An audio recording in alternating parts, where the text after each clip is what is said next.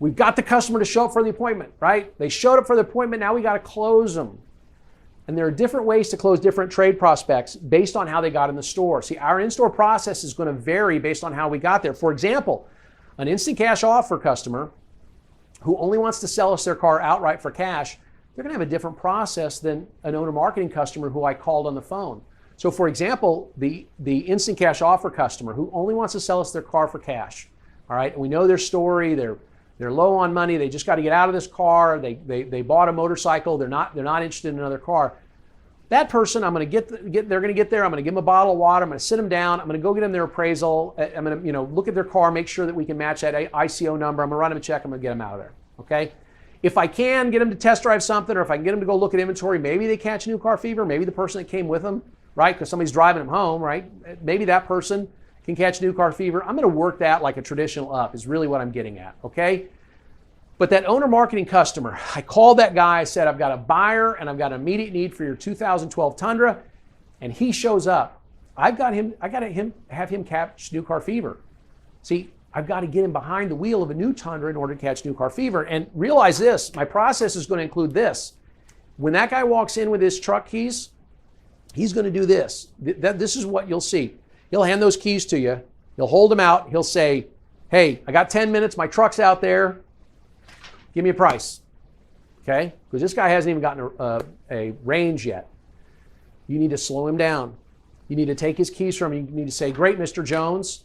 I'm glad you made it in.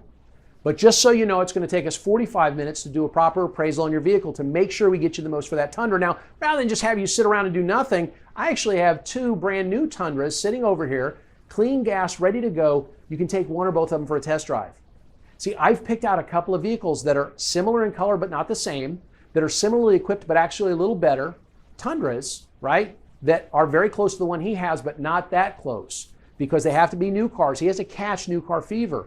He has to make sure that it's not the same color because his neighbors have to know he bought a new truck, right? So I'm going to have a different process for that guy than I am for the instant cash offer customer. And it's important to know that. But no matter what we do, you've got to give a wow experience. This is all about the experience. It means we want to have a shortened road to the sale. We want to make sure that we do what's called in-store transparency. This means that every step of the way, whether they're an instant cash offer customer or that equity mining customer, they know what we're doing. There's never a time they're sitting at my desk and I'm over at the sales tower, right? They know exactly what's happening the entire time. Keep them abreast of everything that's going on. Give them that in-store transparency and talk to them constantly. Be a human, okay? Talk to them like a human being in active language. Great. Mr. Jones comes in, he hands you those keys, you tell him in active language, it's going to take us 45 minutes to do a proper appraisal, but I've got these 2 Tundras over here for you to test drive. Oh, and by the way, can I get your license so I can scan it so we can go on the test drive? I'm just going to tell him what I need him to do. I'm going to use active language to take him through everything. I'm going to keep him engaged the entire time. See, a 3-hour experience, customers are not happy about that. But they are happier with those experiences when they're engaged the entire time because 3 hours doesn't feel like 3 hours. When I'm sitting, when I'm a customer and I'm sitting at that table and you're off talking to the desk manager, it may seem like 3 minutes to you. It may only be 3 minutes, but it feels like 30 minutes or an hour to me sitting at that table. So keep them engaged, be a human, give them that in-store transparency and use that active language and always have a one-goal strategy. And we're going to talk about that real quickly. What I mean a one-goal strategy in the store is up walks on the lot. We'll talk about just a traditional up. Up walks on the lot. My goal is to sell them a car, right? But that's not my first goal. See, my first goal should be to get them to take a test drive, right? And so I'm going to, because I know I can't get them to do the numbers until we test drive, right? And I can't get them to buy the car until we do the numbers, right? I can't get them so I'm not going to think about the end. I'm going to start with each step of the process. I'm going to have one goal strategy throughout the entire thing. And no matter what, assume the sale. Assume the sale at every step and with every breath, you assume the sale. The fact of the matter is you can close people at 80% today, right? If you assume the sale and they're there for an appointment, 80%. So no silly road to the sale questions ever with your appointments. Don't ever ask them, are there any colors you wouldn't consider? Are you going to use this primarily for business or pleasure? None of that stuff. Assume the sale throughout. And if you're using a closing process, I want to give you a quick warning. I love a closing process. We know a lot of dealers aren't doing the road to the sale anymore. They have a closing process. From the second the customer walks on the lot, a traditional up walks on the lot, their first question to them is, they meet and greet is, "Hi, I'm Steve. Welcome to Steve's Honda. What vehicle did you come to see today?" See, because the dealers who do this, they know that every customer has been online. They know that every customer has done 19 hours of research, looked at 24 different sources of information. They understand all of that.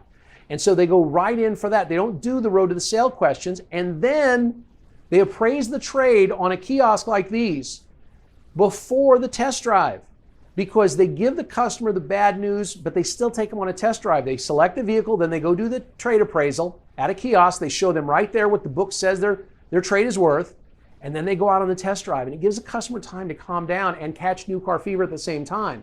And then part of that closing process is, as soon as they come back from the test drive, the offer is presented, right?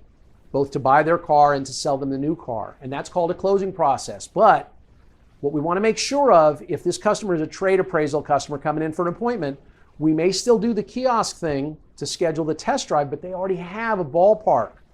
We don't want to give them a new ballpark at this point. So we're going to skip that step. And when they come back in from the test drive, then we're going to have the firm written offer.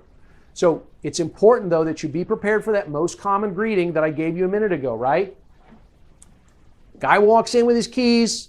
I say, "Hi, I'm Steve Stauning I'm Steve Stauning. Welcome to Steve's Honda. What vehicle did you come to see?" He's an appointment guy. He says, "You guys wanted to buy my truck. It's right out there. I got 10 minutes. Give me a price." You got to be prepared for that. You got to be prepared to take those keys and say, "Great, Mr. Jones, but just so you know, it's going to be about 45 minutes," and take him through that step.